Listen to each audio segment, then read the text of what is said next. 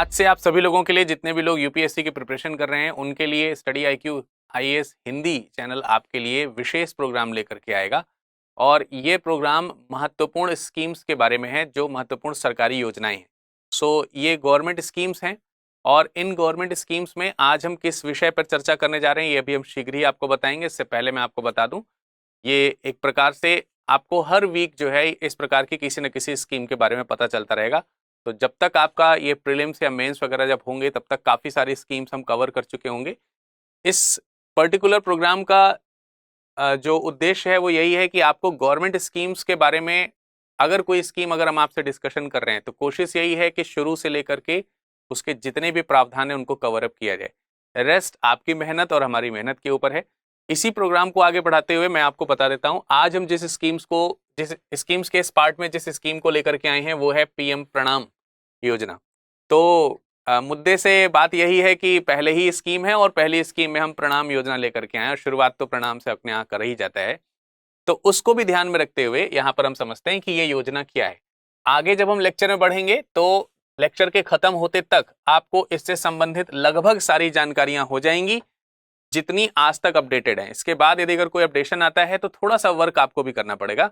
बाकी हम समय समय पर मुद्दे की बात और क्विक न्यूज प्रोग्राम से इन सारी चीजों को कवर करते ही। तो चलिए शुरुआत करते हैं पीएम प्रणाम योजना के बारे में। मैंने हिंदी और इंग्लिश दोनों में लिखा है इसको। उसका रीजन ये है कि इस योजना को हिंदी में तो शब्द टर्म इसका प्रणाम लिया गया है, लेकिन इसमें अगर हम इसको एब्रिविएट करेंगे और इसके एक्सप्लेनेशन को देखेंगे तो जितने भी यहाँ पे अल्फाबेट्स हैं सबका अलग अलग एक मतलब होगा। तो उसको हम लोग सबसे पहले देखते हैं, फिर उसके बाद स्कीम में इंट्रोड्यूस होते हैं। क्योंकि ये स्कीम है पीएम प्रणाम योजना, तो स्वाभाविक सी बात है कि आप सब लोगों को पीएम के बारे में मालूम ही होगा कि PM stands for prime minister. तो प्रधानमंत्री की योजना है, और जब प्रधानमंत्री की योजना हो गई तो इससे एक चीज स्पष्ट हो जाती है कि यह एक केंद्रीय योजना है, केंद्र सरकार की योजना है। ठीक है, केंद्र सरकार के द्वारा ये योजना चलाई जा रही है। बाय द वे, आपसे यही पूछ लिया जाए कि ये योजना किसके द्वारा चलाई जा रही है, तो आप बता सकते हैं केंद्र सरकार के द्वारा। हो सकता है ऑप्शंस में केंद्र सरकार या फिर किसी प्रदेश का नाम लिखते हुए उत्तर प्रदेश सरकार, तमिलनाडु सरकार, मध्य प्रदेश सरकार, कौन चला रहा है, तो आप ध्यान रखेंगे ये चलाया जा रहा है केंद्र सरकार के द्वारा। अब हम इसका फुल फॉर्म देख लेते हैं। लिखा है promotion of alternate nutrients for agriculture management. So ये जितने भी यहाँ पर वर्ड्स लिखे हुए हैं, सबसे पहले PR, ठीक है, उसके बाद A, उसके बाद N, उसके बाद फिर से A और फिर से M। तो ये है प्रणाम, stands for promotion. PR promotion के लिए है, A alternate, N nutrients, A agriculture, M management. आधी चीज तो इसी स्कीम के नाम से ही कवर हो गई। अब रही बात डेटा की, तो उसको हमें आगे की ओर कवर करना है। तो क्या आधी चीज इसमें कवर हो रही, जरा देखिए। यहां पर प्रमोशन करना है, किसी चीज को प्रमोट करना, मतलब किस चीज को प्रमोट करने के लिए योजना है, इस चीज को कि एक अल्टरनेट न्यूट्रिएंट्स हो। अल्टरनेट न्यूट्रिएंट्स का मतलब एक वैकल्पिक जो न्यूट्रिएंट्स होते हैं या फिर पोषक तत्व होते हैं, उनका अल्टरनेट खोजना है। लेकिन ये पोषक तत्व किसके लिए हैं, किसके लिए पोषक तत्वों का अल्टरनेट खोजना है, एग्रीकल्चर के लिए, कृषि के लिए। और इस चीज को मैनेजमेंट के तौर पर या मैनेज करने के तौर पर इस योजना को लाया जा रहा है। इसको अति साधारण शब्दों में अगर समझा जाए तो हम सब लोगों को मालूम है कि वर्तमान में जो कृषि होती है या खेती वगैरह जो होती है, उसमें जो फसलें उगाई जाती हैं, उन फसलों में अच्छी फसल लाने के लिए हम कई प्रकार के उर्वरक न्यूट्रिएंट्स के रूप में, यानी कि जो पोषक तत्व हैं उनके रूप में प्रयोग करते हैं, जैसे कि नाइट्रोजन, यूरिया वगैरह इत्यादि। ठीक है, तो उसके लिए जो रासायनिक उर्वरकों का जो हम प्रयोग करते हैं, उसका कोई अल्टरनेट ढूंढने का प्रयास इस योजना के द्वारा मोटिवेट करने का है। तो यही प्रयास करना है, यही मोटिवेट करना है, यही प्रमोट करना है कि कोई अल्टरनेट ढूंढा जाए, क्योंकि वो रासायनिक चीजें जो हैं वो हानिकारक हैं, न सिर्फ हमारे स्वास्थ्य के लिए, बल्कि उस पर हमारा खर्चा भी बहुत ज्यादा होता है और कृषि डिपेंडेंसी इस पर बढ़ने से बहुत नुकसान है। तो इस चीज के लिए ही प्रणाम योजना है। आई होप कि आपको इसके नाम से हमको साथ चीजें पता चल गई होंगी। अब हम डिटेल से चलिए जानते हैं कि पीएम प्रणाम योजना क्या है। ठीक है, चलिए सबसे पहले कुछ डेटाज का एनालिसिस करेंगे, उसके बाद हम पीएम प्रणाम योजना के बारे में समझेंगे। देखिए लिखा है, राज्यों को प्रोत्साहित करके रासायनिक उर्वरकों के प्रयोग को कम करने के लिए योजना लाई गई है। छोटा सा अगर उद्देश्य समझा जाए तो हमें यह पता चल गया कि भारत में जो भी राज्य हैं, वो सभी राज्य जो हैं वो कृषि आधारित, बहुत सारे राज्य जो हैं वो कृषि आधारित ही हैं। हमारे यहाँ आपको मालूम ही है कि हमारा जो देश है वो कृषि आधारित देश है। तो राज्य भी कृषि आधारित है। अब कृषि में बहुत सारे रासायनिक जो उर्वरक हैं उनका प्रयोग किया जाता है। उर्वरक समझते हैं ना, फर्टिलाइजर्स, उर्वरक, ऐसी चीजें जो पृथ्वी की फसल के लिए उर्वरक शक्ति को बढ़ाती हूँ, उर्वरा शक्ति को बढ़ाती हूँ, फर्टिलिटी को जो है वो ग्रो अप करती हूँ। तो लगातार राज्यों के द्वारा रासायनिक उर्वरकों का प्रयोग किया जाता है और ये जो रासायनिक उर्वरक गवर्नमेंट की तरफ से किसानों को दिए जाते हैं ये काफी हद तक सब्सिडाइज्ड होते हैं, मतलब इन्हें छूट दी जाती है, सरकार की तरफ से एक सहायता दी जाती है। एग्जाम्पल के तौर पर मान लेते हैं कि अगर कोई भी फर्टिलाइजर 100 रुपए का है तो उस 100 रुपए में सपोज कि अगर आपको ये फर्टिलाइजर 51 रुपीज में मिल रहा है तो, या 50 रुपीज में मिल रहा है, तो आप ये मान के चलिए कि फर्टिलाइजर जो है वो 100 रुपीज का है, आप 50 में ले रहे हो, तो बाकी का 50 रुपीज जो है वो कौन बियर कर रहा है? जो फर्टिलाइजर बनाने वाली कंपनी है, उसको आपसे तो 50 रुपए पहुंच गए, लेकिन ये 50 रुपीज जो है वो गवर्नमेंट इसको दे रही, तो आपको 50 रुपीज की सब्सिडी मिल गई। तो इस तरीके से समझिए, तो ये वाला पैसा किसने बियर किया? ये पहला पैसा जो है वो सरकार ने बियर किया। तो सरकार के ऊपर सब्सिडी जो है वो एक तरीके से बोझ है। बोझ का मतलब सरकार बियर कर रही है, स्वाभाविक सी बात है। तो वही चीज यहां पर है। अब एक आंकड़ा हमको यहां पर ध्यान रखना है पिछले साल की तुलना में, जैसे कि अगर हम 2022-23 में इस उर्वरक के लिए जो सब्सिडी है उसकी अगर हम बात करते हैं, वर्ष 2022-23 का जो वित्तीय वर्ष है उसके लिए, इसमें ये सब्सिडी बढ़ करके 2.25 हो गई थी, लेकिन बढ़ करके किससे? 2021-22 से। अगर हम 2021-22 में देखेंगे तो इसका कंजम्पशन जो है वो 1.62 लाख करोड़ रुपीस का है। मतलब अगर हम वित्तीय वर्ष 2021-22 की बात करते हैं तो 1.62 लाख करोड़ रुपए का सब्सिडी का जो भार है वो आया है कंजम्पशन का, ठीक है। और ये भी शुरुआत में अगर हम वर्ष 2021-22 की बात करते हैं तो ये शुरुआत में 1.40 लाख करोड़ के आसपास था, और इसको भी बढ़ाया गया था तब, यानी कि जब रिवाइज किया गया था बजट को तब जाकर के इतना हुआ था। रिवाइज बजट से पहले के बारे में अगर हम जाने तो लगभग 72,000 करोड़ रुपए, माफ कीजिएगा, 72,000 करोड़ रुपए के आसपास तक जो है ये बजट में रखा गया था, उसे इंक्रीज करके 1.40 किया गया, और लास्टली अगर देखा जाए तो 2021-22 में ये 1.62 लाख करोड़ तक पहुंच गया। तो इन जनरल अगर हम ये कंपेयर करें कि पिछले साल 1.62 लाख करोड़ रुपए ये सब्सिडी के ऊपर खर्चा हो रहे हैं, किसकी सब्सिडी के ऊपर? उर्वरक की सब्सिडी के ऊपर। तो इस बार आकलन किया जा रहा है कि लगभग ये सब्सिडी बढ़ करके 2.25 लाख करोड़ रुपए हो जाएगी, यानी कि लगभग अगर देखा जाए तो 39% पिछले साल की तुलना में सब्सिडी ज्यादा है। तो अब ये एक्स्ट्रा सब्सिडी अगर बजट से खर्च हो रही है तो इसका मतलब ये हुआ कि अगर हम इसको किसी तरीके से रिड्यूस कर दें, कम कर दें, तो इतने पैसे बच जाएंगे और ये पैसे किसी दूसरे काम में यूज किए जा सकते हैं, यानी दूसरे किसी पर्पज में या दूसरे किसी ग्रोइंग फील्ड्स के लिए उसको इंट्रोड्यूस किया जा सकता है या लिया जा सकता है। तो ये पॉइंट आपको पता चल गया होगा कि अभी इसकी आवश्यकता क्यों हो रही है। इसके अलावा अब बात यह है कि अगर ऐसी स्कीम लेकर के आए तो किसी भी स्कीम के लिए, किसी भी स्कीम को लागू करने, उसका मैनेजमेंट करने, उस पर तमाम सारी चीजों को व्यवस्थित करने के लिए कुछ खर्चे आते हैं। तो इस स्कीम के लिए खर्चा जो है वो कैसे बियर किया जाएगा? इस स्कीम का खर्चा जो है कैसे बियर किया जाएगा? क्या इसके लिए कोई बजट में प्रावधान किया गया था या कोई आगामी बजट जो है उसमें क्या इसके प्रावधान करने की संभावना दिख रही है? तो इसका साधारण सा उत्तर है कि नहीं, ऐसे कोई इसमें नहीं मिलने वाला है, कोई बजट अलग से नहीं आने वाला है। तो फिर इसकी फाइनेंसिंग किस तरीके से होगी? इसकी फाइनेंसिंग के लिए मैंने कहा कि जो भी आपका सब्सिडी थी, तो इस सब्सिडी के लिए उद्देश्य ये है कि ये सब्सिडी को देना बंद किया जाए। मतलब इसलिए नहीं देना बंद किया जाए कि भाई हमारे ऊपर भार पड़ रहा है, हम तुम्हारी सहायता नहीं करेंगे, इसलिए कि ऐसे करके धीरे धीरे करके यूरिया का या जो भी आप उर्वरक है उसका कंजम्पशन कम कर दीजिए। अगर कंजम्पशन कम हो जाएगा तो हमें सब्सिडी देने की जरूरत ही नहीं पड़ेगी, क्योंकि आप उसको परचेज ही नहीं करेंगे, या फिर दूसरे अल्टरनेटिव आप ढूंढ लेंगे तो हम उसमें इंट्रोड्यूस करेंगे आपको। तो वो जो सब्सिडी बची, मान लेते हैं 50 रुपए जो कि 100% थी, वो 100% सब्सिडी किसी तरह बच गई। अभी जो 100% सब्सिडी बची है इसी को इस प्रकार के प्रोग्राम के प्रमोशन के लिए इस्तेमाल कर लिया जाएगा। अब आप कहेंगे सर इधर का पैसा उठा के उधर लगा दिया जा रहा है तो फायदा ही क्या है फिर तो?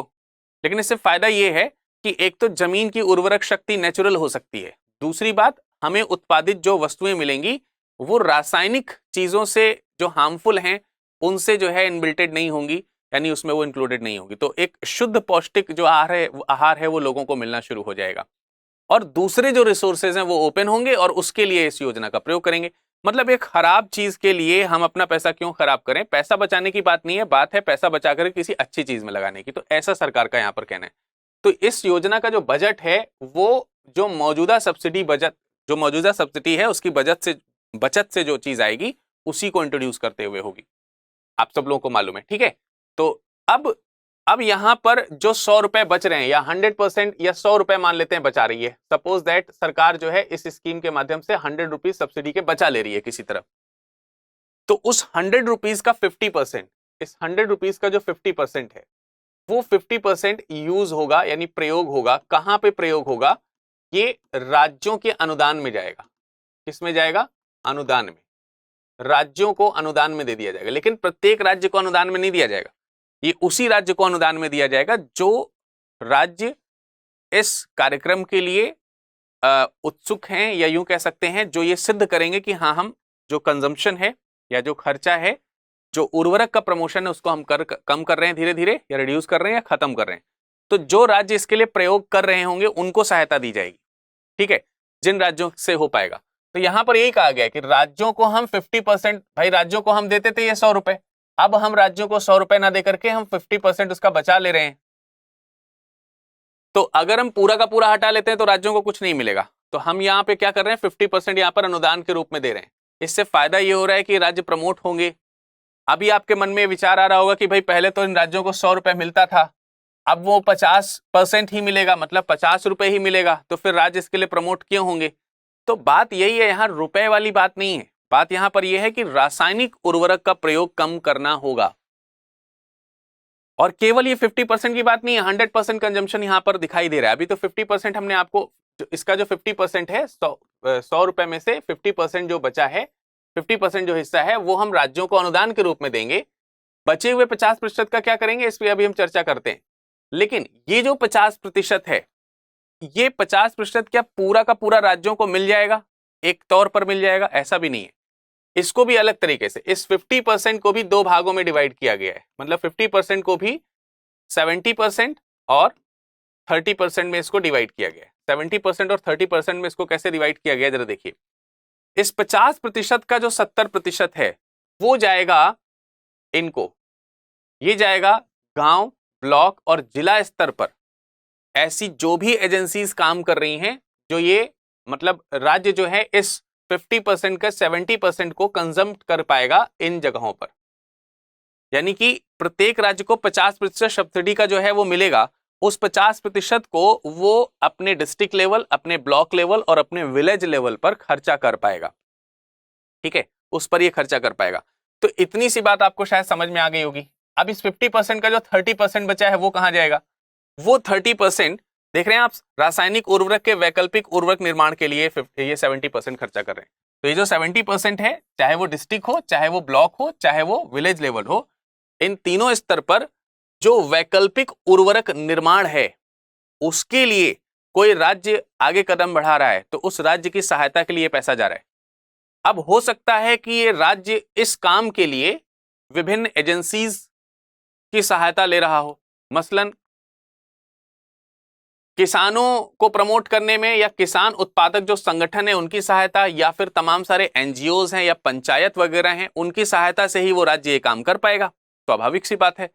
तो इनको जो है रेस्ट ऑफ जो 30% है उसका प्रमोशन जो है इनके बीच में किया जा सकता है, पंचायत इत्यादि। मतलब आप इसको साधारण भाषा में ऐसे समझ लीजिए कि हमें जो है सब्सिडी कम करवाना है। सब्सिडी कम करा करके जो यूजेस ऑफ कह सकते हैं केमिकल यूरियाज वगैरह जो हैं, या केमिकली फर्टिलाइजर्स का इस्तेमाल जो हो रहा है उसको खत्म करना है। उसको खत्म करके उस बचे हुए पैसे को दो भागों में डिवाइड करना है। 50% अलग रखना है, 50% जो बाकी का है उस 50% में 70% हमें राज्यों को अनुदान के तौर पर देना है। वो राज्य उस पैसे को लेकर के कह सकते हैं कि उस फील्ड में प्रमोशन के लिए इस्तेमाल कर सकते हैं।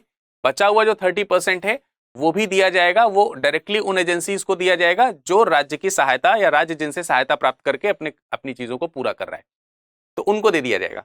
और साथ ही साथ इसी से ही हम तमाम सारे जो किसान है, अभी डायरेक्टली किसान को कैसे ये चीज का लाभ मिलेगा? पंचायतों के माध्यम से जो किसान इस चीज का प्रमोशन कर रहा होगा उस किसान को इंट्रोड्यूस किया जाएगा और उस किसान को प्रोत्साहन पुरस्कार के रूप में भी इसको दिया जा सकता है।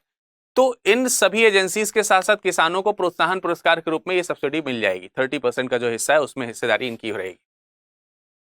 अब आप सोच रहे होंगे कि सर ये तो 50% का 70% और 30% था जिसका कंजम्पशन आपने यहां दिखा दिया, बचा हुआ 50% का सरकार क्या करेगी? अपने पॉकेट में रख लेगी। तो सरकार जो है इस बचे हुए 50% के लिए कह रही है कि इस बचे हुए 50% का इस्तेमाल हम जो है अन्य जो डेवलपमेंट के वर्क्स हैं, विकास कार्यक्रम में खर्च करेंगे, अन्य विकास कार्यक्रम। ठीक है, तो कुल मिलाकर के यहां पे ये पैसा बचाने वाली बात नहीं है, पैसे को दूसरी तरीके से इस्तेमाल करने वाली बात है, जो गवर्नमेंट की तरफ से बात कही गई है। बात समझ में आ रही कि नहीं आ रही? तो इसका इस प्रकार से हम लोग इस्तेमाल यहां पर कर रहे हैं। अब अगर हम देखें तो मैंने आपको बताया कि सरकार का जो इस स्कीम के माध्यम से जो उद्देश्य है वो क्या है? सरकार के ऊपर सब्सिडी के बोझ को कम करना। दूसरा, किसानों द्वारा जो प्रयोग किए जा रहे उर्वरक है उसको कम करने के लिए प्रमोट करना किसान को। ठीक है, और जो राज्य ऐसा करेंगे उनको जो है अनुदान के द्वारा जो है सहायता प्रदान करना। तो ये इसका उद्देश्य है। लेकिन ये उद्देश्य पूरा हो रहा है या नहीं हो रहा है? कैसे किसी राज्य को ये दिया जाएगा ये सब्सिडी? उसको रेगुलराइज करने के लिए क्या कोई एजेंसी है या कोई ऐसा माध्यम है जिससे पता चले कि हाँ यहां पर कम हो रहा है? तो उसके लिए भी एक माध्यम है। माध्यम क्या है? इंटीग्रेटेड फर्टिलाइजर मैनेजमेंट सिस्टम, जिसको आप IFMS कह रहे हैं। क्या कह रहे हैं? IFMS मतलब इंटीग्रेटेड फर्टिलाइजर मैनेजमेंट सिस्टम। ये क्या कर रहा है? ये इंटीग्रेटेड फर्टिलाइजर मैनेजमेंट सिस्टम जो है ये पर्टिकुलर राज्य के, किसी भी राज्य के, मान लेते हैं कोई राज्य है, एग्जाम्पल के तौर पे किसी राज्य को ले लिया, मान लेते हैं मध्य प्रदेश ही ले लिया हमने। तो मध्य प्रदेश सरकार इस वर्ष, इस पर्टिकुलर वर्ष में या एक वर्ष में कितना कंजम्पशन कर रही है, या किस प्रकार से यूरिया आदि है या डैप वगैरह है, जो भी इस तरीके के जो उर्वरक हैं, उन उर्वरकों के ऊपर कंजम्पशन यानी कि उसकी खपत कितनी कर रहा है, इसका ये डेटा तैयार करेगा एक साल का। और इस एक साल के डेटा की तुलना की जाएगी, पिछले जो 3 वर्ष हैं उनमें सक्सेसिवली जो है किस प्रकार से कंजम्पशन हुआ है, और इसका ये जो पिछले 3 साल हैं, इस पिछले 3 साल से इस वर्ष का तुलना जो है किया जाएगा। मान लेते हैं कि पिछले साल यानी 3 साल पहले आपका कंजम्पशन 100 रुपए का था, फिर आपका 150 रुपए का हो गया, फिर आपने 70 रुपए का कंजम्पशन कर लिया। तो इसकी तुलना में इस वर्ष का कंजम्पशन कैसे आ रहा है, या फिर सक्सेसिवली जनरली सब में बढ़ा ही है, मान लेते हैं किसी में 100 हुआ, फिर 150 हुआ, फिर 200 हो गया। अब इस वर्ष आप क्या कर रहे हैं? इस वर्ष आपने क्या किया कि 200 से कम करके 170 कर लिया, फिर अगले साल आप क्या कर रहे हो, उससे कम करके 150 कर लिया, फिर उसके साल क्या कर रहे हो, फिर उससे कम करके 100 रुपए कर लिया। तो कहीं ना कहीं सरकार का ये दिख रहा है, केंद्र सरकार को ये दिख रहा है कि राज्य सरकार धीरे धीरे क्या कर रही है, अपने जो यूरिया के यूजेस हैं या फिर दूसरे जो भी हम कह सकते हैं कि रासायनिक उर्वरकों का जो प्रयोग है उसको धीरे धीरे कम कर रही है। तो ऐसे में ये सरकार जो है, केंद्र सरकार जो है, वो मध्य प्रदेश की वित्तीय सहायता कर पाएगी उसी के बचाए हुए पैसे से। अलग से देने की जरूरत ही नहीं, इसलिए इसको अलग से बजट में इंट्रोड्यूस नहीं करना है। तो कहने का मतलब यही है कि उर्वरक मंत्रालय के पास में एक डैशबोर्ड है, उसके माध्यम से, और IFMS के माध्यम से, ठीक है, तमाम सारे डेटा का उपयोग किया जाएगा, और ये पिछले साल की तुलना में किस प्रकार से कोई राज्य एक साल के अंदर अपनी चीजों की कमी कर रहा है, कंजम्पशन ऑफ जो कह सकते हैं फर्टिलाइजर्स है उसको कर रहा है, वो कम कर रहा है, तो उसको निगरानी यहाँ पर की जाएगी और उसके आधार पर सब्सिडीज वगैरह डिवाइडेड होंगी। तो ये तो हो गया कैसे होगा।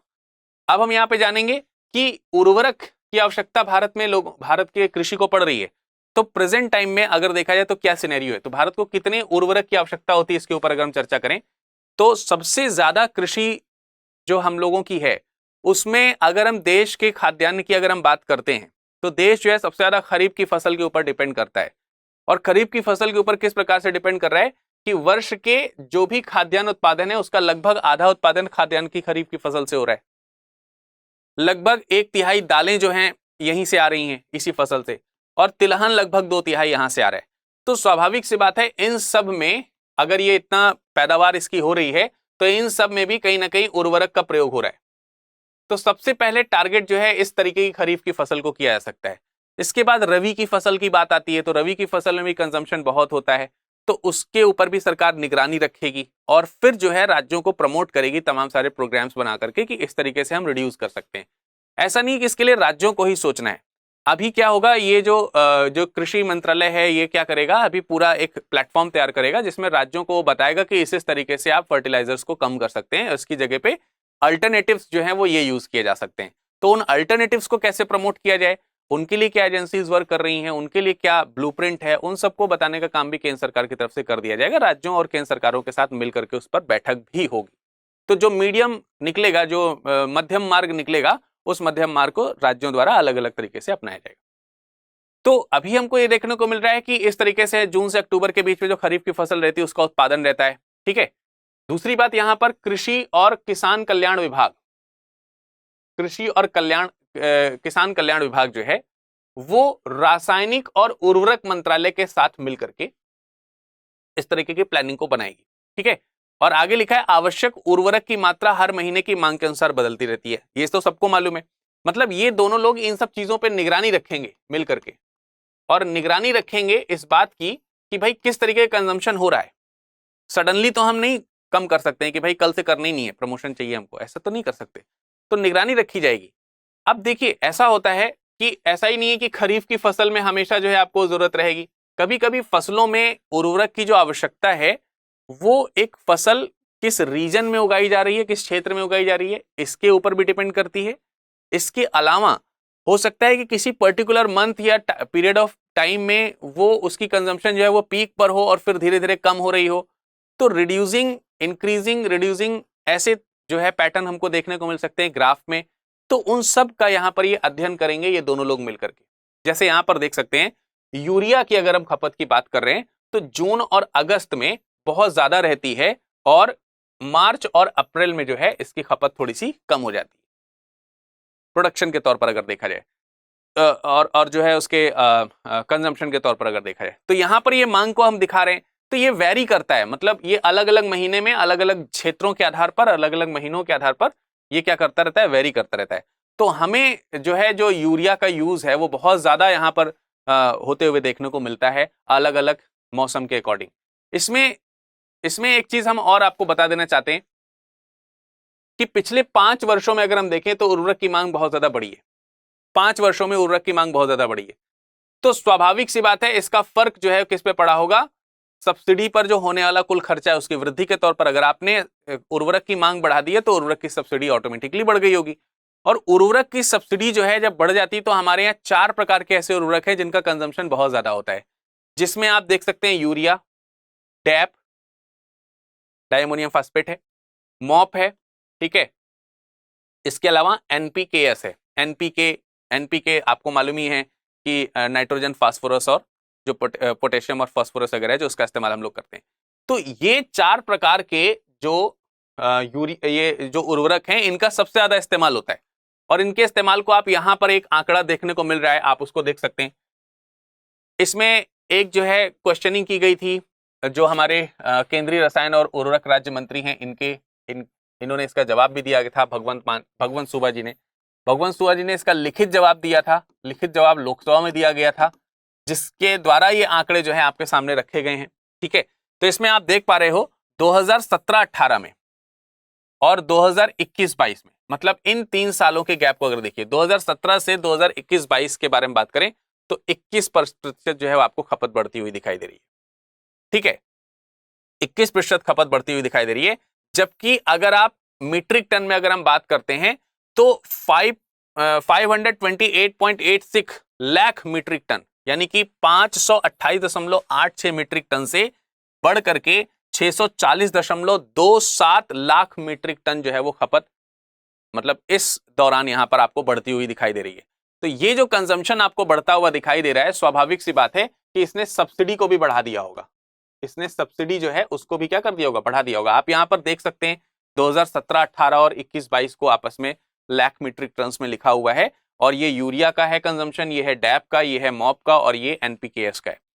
तो सबका कंजम्पशन आपको बढ़ा हुआ ही दिख रहा है। इसमें 19%, इसमें 25%, इसमें 9% के आसपास, और इसमें भी 25% के आसपास आपको इंक्रीमेंट दिखाई दे रहा है कि इस तरीके से लिया जा रहा है।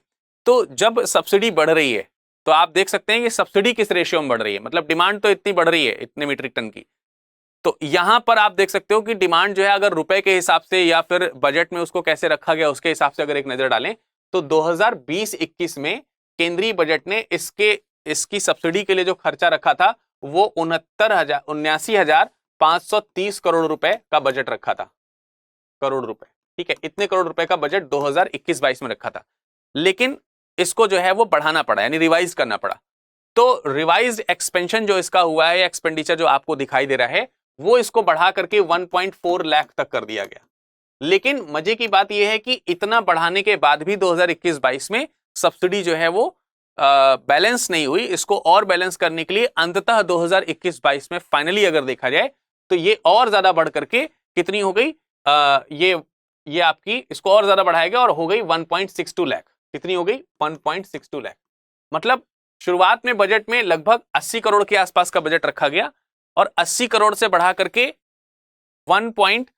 80,000 का रखा गया, 80,000 करोड़, 80,000 करोड़ से बढ़ा करके 1.4 लाख करोड़ कर दिया गया और उससे और बढ़ा करके 1.62 लाख करोड़ तक जाकर के कंजम्पशन हुआ। और आपने अभी देखा कि इसमें भी 39% के ग्रोथ होने की संभावना 2022-23 में करी जा रही है। 2022-23 इसमें भी, और ये तो 2021-22 का है ना, 21-22 से भी 39% की ग्रोथ अभी आपको इस सब्सिडी में और देखने को मिलेगी, ऐसी संभावना व्यक्त करी गई भी। मैंने शुरुआत में आपको बताया था, सबसे पहले यही बताया था लेक्चर में। तो वो संभावना के अकॉर्डिंग अगर हम देखेंगे तो कंजम्पशन लगातार जो बढ़ रहा है, ये लगातार बढ़ने वाले कंजम्पशन को ही क्या करना है, कम करना है। चालू वित्तीय वर्ष 2022-23 की बात करते हैं तो 1.05 लाख करोड़ रुपीस जो है वो आवंटित किए गए थे और संभावना कितने की है, 2.25 लाख करोड़, जो कि पिछले साल की तुलना में काफी ज्यादा बढ़ता हुआ स्तर हमको दिखाई दे रहा है 1.60 की तुलना में। तो 1.60 की तुलना में 2.25 लाख करोड़ रुपए यहाँ पे आ रहा है, ठीक है। तो कंजम्पशन बहुत ज्यादा यहाँ पर बढ़ता हुआ दिखाई दे रहा है। तो स्वाभाविक सी बात है, इनसे हमको पता चल रहा है कि अगर जो हमारा फर्टिलाइजर के ऊपर जो खर्चे हैं उसको अगर हम बचा लेते हैं या फिर सब्सिडीज जो है वहां से अगर बचती हैं तो उनको दूसरे कामों में यूज किया जा सकता है। किसानों को इससे लाभ होगा, ठीक है, खेती फसल भी अच्छी होने की संभावना है, दूसरे अल्टरनेटिव्स जो हमको मिल जाएंगे, तो इकोसिस्टम जो है उसको भी काफी अच्छा तरीके से हम सुरक्षित रख सकते हैं और ह्यूमन हेल्थ जो है वो भी काफी ज्यादा हद तक मेंटेन हो जाएगी, क्योंकि हमें जो केमिकल युक्त जो भोजन है वो कम करने को मिल जाएंगे कहीं ना कहीं। तो इस योजना को कब इंट्रोड्यूस कर रही है सरकार, अगर हम इसके बारे में जानकारी लें तो ऐसा इसका कोई डेट नहीं आया है, लेकिन अभी हाल ही में 7 सितंबर को एक कॉन्फ्रेंस थी जो कि रबी की फसल के लिए थी। तो रबी अभियान के लिए कृषि पर राष्ट्रीय सम्मेलन हो रहा था, एक कॉन्फ्रेंस हो रहा था कृषि पर। उस कॉन्फ्रेंस में केंद्रीय रसायन और उर्वरक मंत्रालय के तमाम सारे ऑफिशियल्स थे।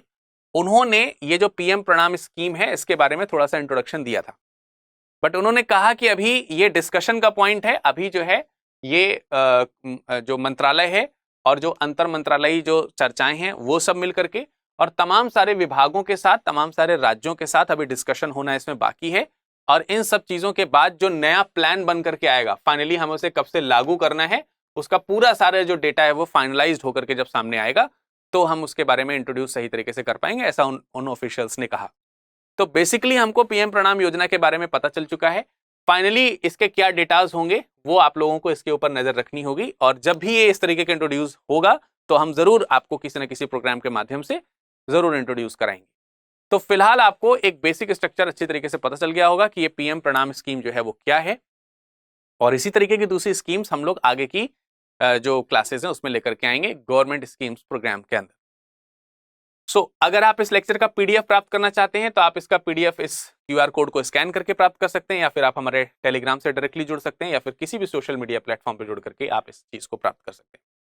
साथ ही साथ अगर आपने अभी तक स्टडी IQ IAS हिंदी के चैनल को सब्सक्राइब नहीं किया है तो आपने देरी कर दी है, जरूर से सब्सक्राइब करिए। तमाम सारे प्रोग्राम्स अपकमिंग हैं और यहाँ पर आप देख सकते हैं बहुत सारे प्रोग्राम्स ऑलरेडी आपके लिए चल रहे हैं, जो कि न्यूज एट 9, मुद्दे की बात, स्पोर्ट्स सेंटर, मॉर्निंग क्विज, ठीक है, map in news, quick news program और बुक बैंक और कॉमन साइंस वाले प्रोग्राम्स हैं वो आपके लिए लगातार आते ही हैं। और इसमें अब एक फैसिलिटी और एड ऑन हो गई है जो कि है गवर्नमेंट स्कीम्स। जल्द ही दूसरे प्रोग्राम से आपके लिए इंट्रोड्यूस होंगे, आप इस चैनल को जरूर लाइक करिए। ये लेक्चर आपको कैसा लगा या फिर इससे संबंधित कोई जानकारी आपको चाहिए, कमेंट सेक्शन में कमेंट कर सकते हैं।